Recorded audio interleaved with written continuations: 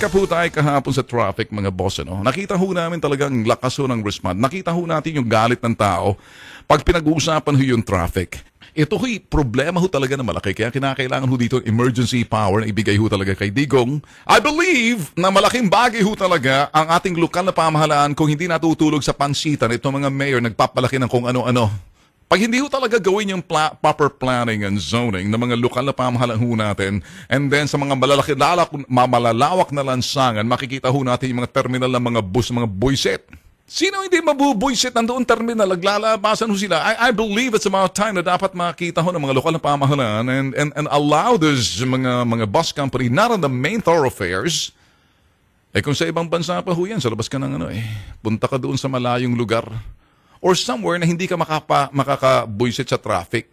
But that's the way it is, mga bossing. This is how it is kung kayo nangyayari sa Pilipinas. So, nakita ho namin yung mga suhestyon ho ng mga Pilipino sa iba't ibang bansa na sa Europa, sa Japan, sa Korea, sa US. And nakikipagtulungan ho sila ng kanilang suhestyon din. I thank you so much, mga bossing. That's the power of the social media if it's being used right. Tulong ho yan Kami nagpapasalamat sa inyo mga nabibigay na input ho sa amin. Natututo rin ho ako sa inyo Nabubuhayan ho ako sa inyo mga participation, nabubuhayan din ho ako, na-inspired lalo ako Kaya malaking bagay ho pag ang isang mga tao, interactive, real-time, nagre-respond ho sila sa mga naririnig ho nila rito sa atin. So that's the way to change yung pagbabago. Kasi ang sinasabi natin pagbabago, lalong pagpasok kung Digong, it's not gonna be easy. You know why?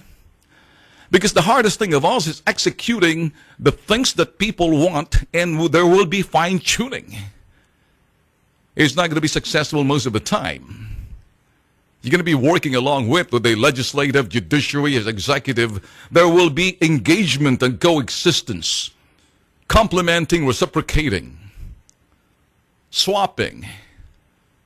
Kung pag-uusapan yung relationship with the three branches, much more pati kasama the fourth estate, the media. That's how we're gonna have to do it.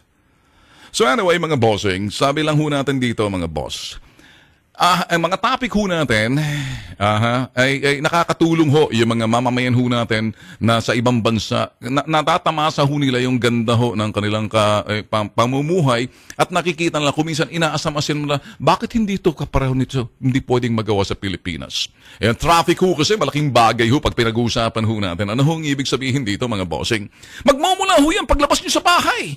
Mga putok sa buho, mga talyer dyan sa gilid na yan, mga establishmentong walang parking dyan pagkatapos sila ngayon. Tapos merong mga walang disiplina, ma-anarchy, mga vendor sa lansangan. Mabubuisit yung taong bahay. Mga lansangan na ginawa mo, ang ginawa nila, ang parking lot nila, kundi ba naman mga pendehong putok sa buho mga yan.